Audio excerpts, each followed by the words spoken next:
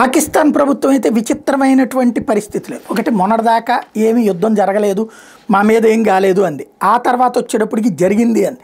తాజాగా వచ్చేటప్పటికి ఒప్పుకున్నటువంటి పరిస్థితి చూసాం. ఏదైతే పాకిస్తాన్ ప్రధానమంత్రి వాళ్ళ సైన్యంతో మాట్లాడినటువంటి సందర్భంలో అవునవును నాకు ఆసిఫ్ మునీర్ ఫోన్ చేసి చెప్పాడు, మన ఏదైతే నూర్కి సంబంధించినటువంటి ప్రదేశం ఉందో అక్కడ జరిగింది అన్నటువంటి విషయాన్ని చెప్పాడు, బేస్ మీద దాడి జరిగిందని అన్నటువంటి point.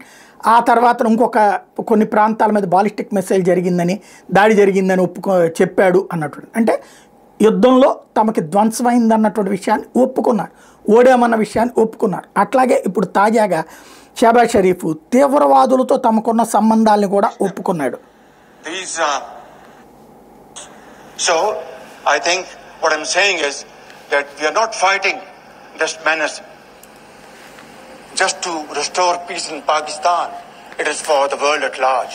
Imagine if our brave armed forces, our soldiers, our officers had not engaged them. These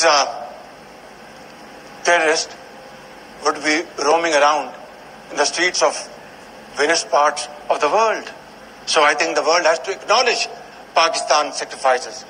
The world has to acknowledge what sufferings we have passed through.